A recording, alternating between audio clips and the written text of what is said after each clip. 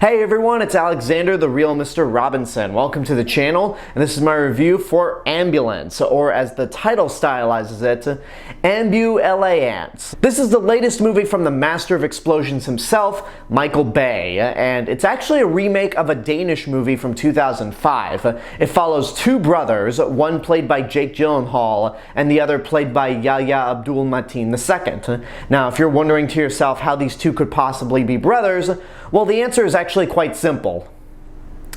Jake Gyllenhaal's family adopted Yahya Abdul-Mateen II. Duh. Anyway, one of the brothers, played by Yahya Abdul-Mateen II, is a retired Marine, and he's trying to get money to try to fund his wife's surgery, and he's not having the best luck. So he turns to his brother, played by Jake Gyllenhaal, who's a career criminal, and this guy is like loaded. He's got rich people cars, he's got a really nice personal bar, like it's nuts. So he goes to Jake Gyllenhaal and asks him for about $200 for the surgery, and Jake Gyllenhaal goes, "I'll do you one better. I'll get you millions of dollars if you help us pull off this heist in downtown LA." So they pull off the heist with some of Jake Gyllenhaal's crew, but things go horribly wrong. Most of their crew is killed, a cop is shot by Yahya Abdul-Mateen II, so a nearby ambulance hears about the officer that's been shot. And in that ambulance is an EMT played by Eiza González. So the two brothers end up stealing the ambulance, they get rid of Eiza González's partner, and the rest of the movie is a giant chase all across downtown LA, with Eiza González trying to perform surgery on the cop as the two brothers are trying to escape the law. So pretty much, she's a hostage and being used by the two brothers, mainly Jake Gyllenhaal, to prevent the cops from shooting them. Longtime viewers will know this. I'm not a big fan of Michael Bay at all, but if I'm gonna be totally serious and completely honest, I've only seen his Transformers movies. Yeah, I'm gonna admit that right now. I've seen clips of his other movies, like Armageddon, Pearl Harbor, I think I saw bits of The Island, 6 Underground, but his Transformers movies I think are so terrible that I just, by instinct, didn't like him. But the last movie I saw of his was Transformers Age of Extinction, which, for anyone who's still wondering this, no, I have not seen Transformers The Last Night. So, the last movie I saw of his was Age of Extinction in 2014. I was 23 at the time. That was 8 years ago. I'm now 31. So, I feel like I've matured more, and ever since the release of Bumblebee, I've just kind of backed off from hating his Transformers movies. So with this movie in particular, I actually remember seeing a trailer for this movie in front of Spider-Man No Way Home when I saw it in IMAX with my brother. And we both don't like his Transformers movies at all. We're not big Michael Bay fans collectively. But when that trailer ended, my brother leaned to me and said, "That actually doesn't look too bad." And I thought, yeah, it doesn't. So I was actually kind of looking forward to this movie, and I have heard from hardcore Michael Bay fans that, yeah, his Transformers movies are garbage, and so is Pearl Harbor. But if you watch any of his original movies, then he is okay. He's not that bad of a director. Again, this is a remake of a Danish movie, but to be honest, I didn't know it was a remake until the credits rolled, and I highly doubt that other people will be aware that it's a remake as well. So you could say that this is more something up Michael Bay's alley. And I gotta say, after this movie ended with the credits, hell must have frozen over, because I actually like this movie. Now, it's not flawless. There are a lot of problems with this movie that can be seen from 10 miles away, but it is just a really fun ride.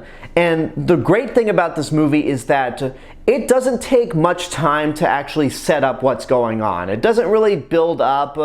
It just sets the basic bare-bone plot.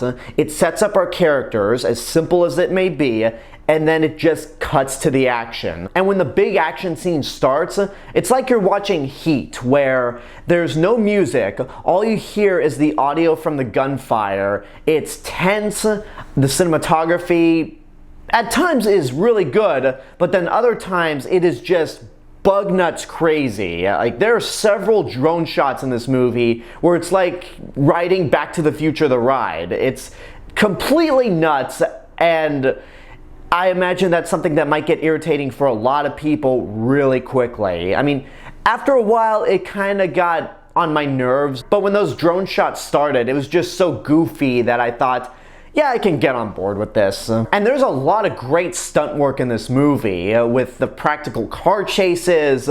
There's that sequence you saw in the trailers where 2 helicopters are chasing the ambulance through the LA River.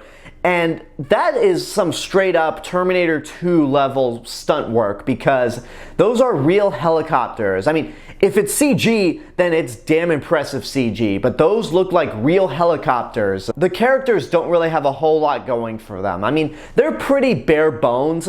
If there was any character that I'd say gets an actual arc, it's probably Eiza González, because she starts out as one way with her character and her career as an EMT, but during her time witnessing the events of this movie, she starts to have a real change of heart, and I won't go into too much detail. You just kind of have to see the movie for yourself to see what I'm talking about. Both Jake Gyllenhaal and Yahya Abdul-Mateen II are pretty straightforward. Yahya Abdul-Mateen II is that retired soldier who's trying to do the best for his family, but gets roped up into an old colleague's criminal ways. But you could tell that he does have a good heart at the end of the day, and when you get to the end of the film, he has to make a really tough decision that put me on the edge of my seat. There are a lot of pulse-pounding, thrilling sequences in this movie when there isn't a car being chased or shit blowing up. And Jake Gyllenhaal's character is such a bastard. He is egotistical, he's crazy, he is just bonkers, and he is flat out dangerous. I mean, he might say that he has his limits, but there's a lot of exposition throughout the movie. Some of it's kind of lazy, but it lays out why this character is really more insane than he lets on. I mean, he's not Trevor Phillips insane from Grand Theft Auto 5, but he's definitely nuts and somebody who you don't want to wrong. Now, I mentioned there's some problems with the movie. Obviously, the drone shots are a little too excessive, and so is the length. This movie doesn't quite reach the 2.5-hour mark, but this is not a plot that warrants being 2 hours and 16 minutes. I mean, it's pretty much a car chase throughout downtown Los Angeles, and the concept itself is very bare bones, and so is most of the character development. This is a movie that could have lasted an hour and a half, maybe 2 hours flat, and it would probably help the movie. But 2 hours and 16 minutes is just a tad too long. And then another big issue I have with the movie, and maybe this is more an issue that people from Los Angeles will have, the geography of this movie is all kinds of fucked up. There's a moment in the movie where we're following 2 cops. There's an interior shot of the 2 cops in the car as they're driving past what is clearly the Natural History Museum. And then it cuts to an exterior shot of the car making a U-turn, and it's clearly near the Walt Disney Concert Hall, and then it cuts back to inside where, again, they're back at the Natural History Museum. There's a moment in the movie where the 2 brothers are escaping the cops on foot from the bank they just robbed, which is established to be in the center of downtown LA. And somehow they managed to run all the way to the LA Convention Center, which is pretty much at the border of downtown. And I'm thinking to myself, come on, guys. I know this is the same director who in Transformers Revenge of the Fallen and Armageddon had it be daytime in 5 different worldwide cities, so I know he's not really well known for continuity, but come on, still. But again, that might be a criticism that only LA natives or people who know this city inside and out will have issues with. Overall, I had a blast with this movie. On Twitter, I described this movie as the greatest adaptation of a Grand Theft Auto 5 heist. And it pretty much is, because those drone shots could be looked at as putting the cinematic mode on when you drive around Los Santos, and it's as nuts as Grand Theft Auto 5 can be. As a rating, I would say it's good, but it's not great. You gotta keep in mind, once again, it is a Michael Bay movie, so if you generally don't like his movies at all, then you're not gonna like this movie. But if you're like me and you've only seen the Transformers movies, then I'd recommend giving this a shot. I'm kind of disappointed to hear that this movie's not doing too well at the box office.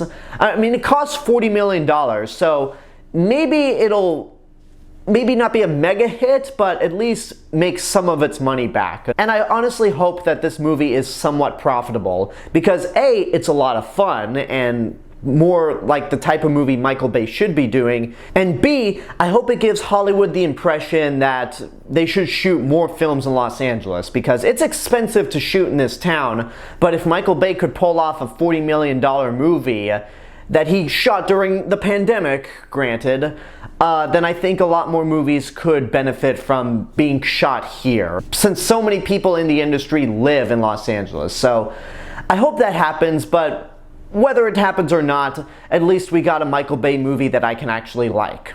And there you go, that's my review for Ambulance. I hope you enjoyed it, and now I want to know what you guys think about the movie. If you've seen it, what did you think? Whatever the case may be, let me know in the comments below. And until next time, this is the real Mr. Robinson telling you there is only one. Hello everyone, I just wanted to say thank you all for watching my review for Ambulance. Make sure you like the video, subscribe to the channel, and hit the bell button to get notifications. Don't forget to follow me on Facebook, Twitter, Instagram, Twitch. Go check out my theme park channel and support me on Patreon. I'll see you guys in the next video, but until then, have a good day and take care of yourselves.